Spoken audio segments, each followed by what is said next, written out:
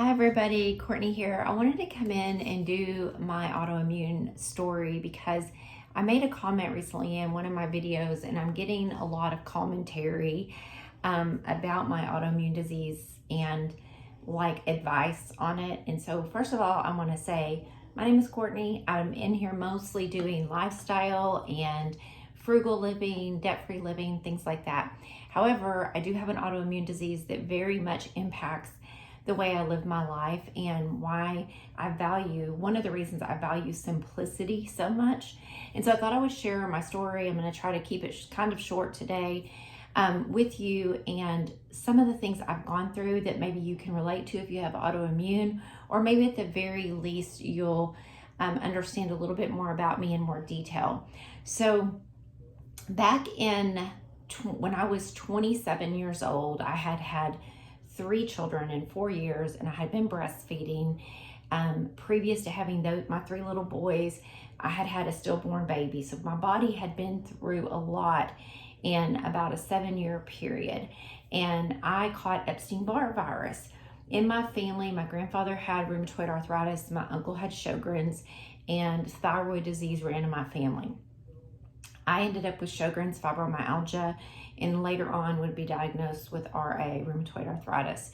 So at the time, I was not vegan. I had been a vegetarian up until I was 18, but I had been flexitarian. I've always been health conscious, eating lots of fruits and vegetables, not eating a lot of junk food, not eating processed foods very often, but pretty health conscious.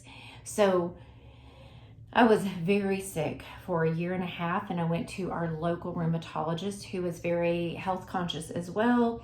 And back then in the late 90s, he prescribed me to rest every day. If you hear snoring, my dog is right here behind my back snoring. He prescribed rest every day. After 16 months, I had really severe exercise intolerance. I started to get better.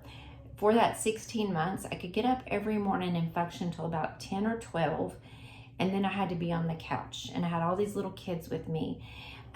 So it was very challenging, and I really thought I was dying, and they didn't know what was wrong with me. And this is the very beginning of people understanding autoimmune. So I'm at this rheumatology hospital that we have here in my town, and I go into remission eventually, and I'm able to start walking more. Now, prior, I've always exercised. I've done yoga since I was 7.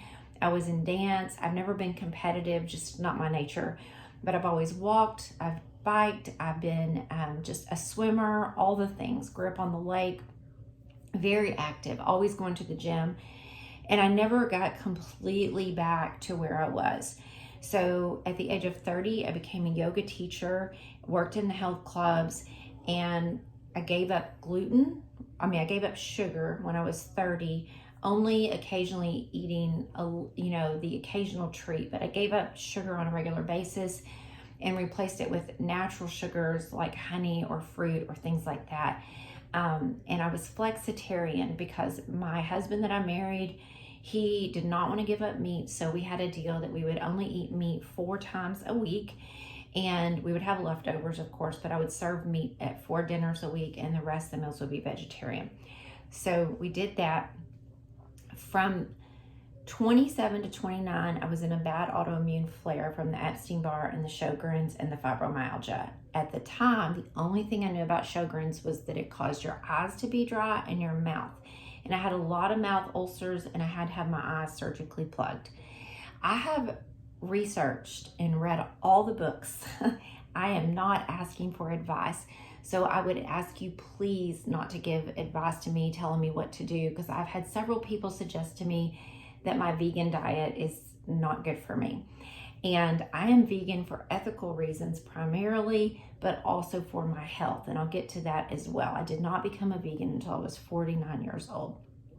So from 30 to 34, I was in great shape. I was teaching yoga like 4 to 5 times a week. I was going to the gym. I was lifting weights. I was in really good shape. I had very low body fat, very strong. But I never got back to being sick. Like I was consider myself about 80-90% of where I was. At 34, I had to have a hysterectomy, and that kind of knocked me down a little bit. And I started having a lot of belly trouble after that, female trouble. And then from 34 to 40, I started having a lot of neurological issues and things like that going on. And I really didn't know what all was going on with me. I think it was stress. I was in a really bad marriage. My ex-husband and I separated when I was 34 for a month, and I kind of spiraled after that. And I started developing a lot of neurological symptoms. And now we know that people who are in very stressful, abusive type relationships often develop autoimmune diseases, or they exacerbate them. So I'm not doing great through my 40s, and this only adds stress to the marriage, right? I'm still working. I work part-time throughout my whole marriage, having kids. I'm working part-time and taking care of kids, and one kid with autism. I did adopt my daughter when I believe I was 34 when I adopted my daughter, and she had special needs. She was in foster care, so we adopted her out of foster care. So that was also additional stress. At 40, I divorced my husband and my ex-husband now, and I go into remission. And I thought, okay, well, this is kind of weird because I'm going through the stress of the divorce, but I often joke that like the pain in my neck went away when the pain in my neck went away, because I struggled with a lot of neck and shoulder issues from, I think, tension. So my health greatly improves. And I'm just eating a healthy diet, eating very clean as much as I can afford to. Lots of fruits and vegetables, lean proteins, organic as much as I can afford. So I have a great, healthy diet. Worked in a health food store, and healthy considered what most people consider healthy in our country, right? Organic this, organic that. Working in a health food store, I was able to get a lot of healthy food. I actually worked for a company, a vitamin company as well. So I got a lot of my stuff at discounts from them. At 40 to 46, I'm in complete remission, doing great. At 46, I catch bronchitis at my job, have a really bad asthma attack, but I recover like that. And in the back of your mind, when you have an autoimmune disease and you go into remission, because autoimmune diseases are not curable, but they do go into remission sometimes. In the back of my mind, I'm thinking, okay, maybe this was a fluke and I'm over it and I'm better, right? Maybe it was just all the stress. And so I recover at 46 to 48, 49. And I'm driving home one day. I do have thyroid disease. I know I have a couple of nodules on my throat. I had my thyroid taken out. I have Hashimoto's. I had my thyroid taken out when I was 22. Half of it. I have half of a thyroid, half of parathyroid.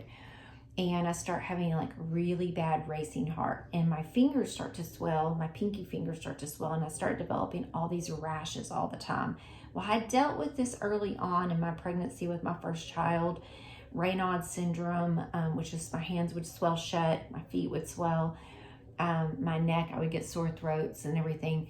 And I start having those kind of symptoms again, and I go to the doctor and they test me, and the doctor was like, I think you have rheumatoid arthritis. And I test positive for rheumatoid arthritis. So at that time, I had rheumatoid arthritis. I had what they thought I had pulmonary hypertension. I had been on a drug that had been taken off the market that gave people pulmonary hypertension. I was in the beginning stages of heart failure. And I was like, oh my God. And I had lost my scale when I got married. I had lost my scale when we moved, and I had just been intuitively eating, and I had gained like 16 pounds. I didn't even really know it, to be honest. I had quit weighing for a year and a half. So when I got on the scale and I saw all these things happening, and I'm working in cardiac and cancer rehab, and I've been in cardiac and cancer rehab for 3 years at this point. I'm watching all of our patients get better from diabetes, cancer, and cardiac rehab. I had thought to myself, and my husband, I won't even get into his story, I've told it in other videos, but my husband and I had been doing really well after his heart surgery previous years before, and we had had some really good reversal of disease. When I first got this job in cardiac cancer rehab, we went on the program for 6 months, and we both lost some weight. We're doing really good. And then I got caught into the whole idea of low carb dieting. So I did a really low carb, clean diet for a while, and that's when the RA popped up. So that goes along with me being diagnosed with RA. So I'm like, screw this, excuse my language, but this did not work for us. So we go on a whole food plant-based diet with little to no animal products. And I completely reversed the high pressure in my heart. The leaky valves get better. I get out of the heart failure. Everything gets better. I went from 156 down to 123. And I am like feeling better than I have in my life. I've never been a runner. I was running on my treadmill. I am just like feeling so good. And I'm like, oh my gosh, I've figured this out. I feel like $1,000,000. And so this goes on from about the fall of, I think it was maybe 2019 to the summer of 2020. And we get hit, and we're at a stoplight, and this woman hits our car, and I suffer from a really bad head trauma. And right as I can't do anything. I can't even watch TV or read. Right as I'm healing from that, I get COVID. And my Sjogren's is just knocked into full blown, right? So I get COVID, I develop fluid on my lungs, and I don't want to keep this too much longer. I develop all these problems with my health, and I get long COVID, and I get better after about 9 months. I'm doing great, and I get COVID again. My husband worked in a real high-risk job, as did I, and I didn't want to discuss vaccination or any of that because everybody's got an opinion. So I get better. I get worse again after getting COVID again. I get better. And now I quit my job because I've got long COVID so bad. And I get better, and I cure myself of RA through my whole food plant-based diet. My RA, I don't test positive anymore. I don't test positive for Hashimoto's anymore, even though I don't have half my thyroid and parathyroid.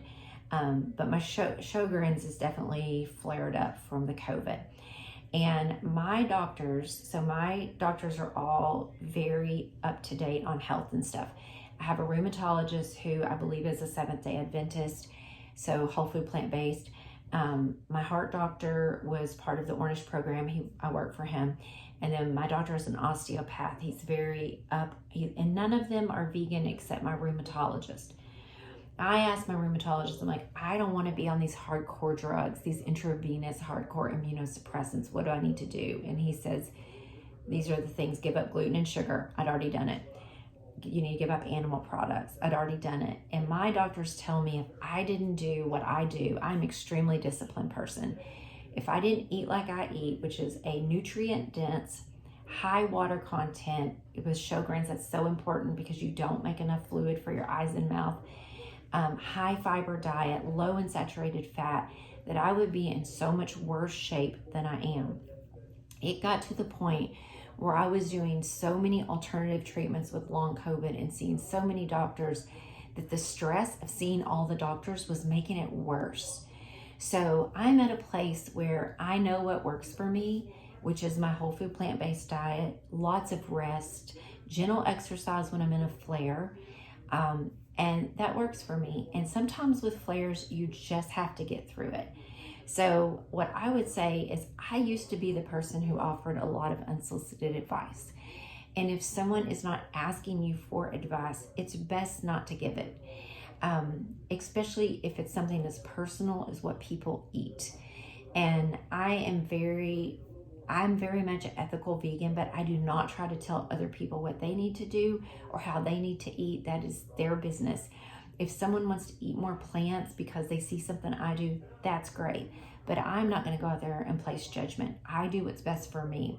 So for those of you that have asked, I was getting a lot better. I left my job. I was getting a lot better. I was doing great until this past summer.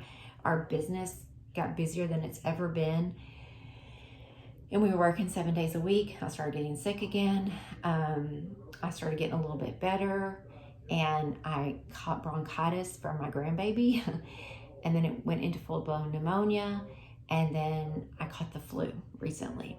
So I'm trying to get back I quit teaching yoga recently in order to rest more, reduce the mental load, and do all the things I know I need to do to be healthy.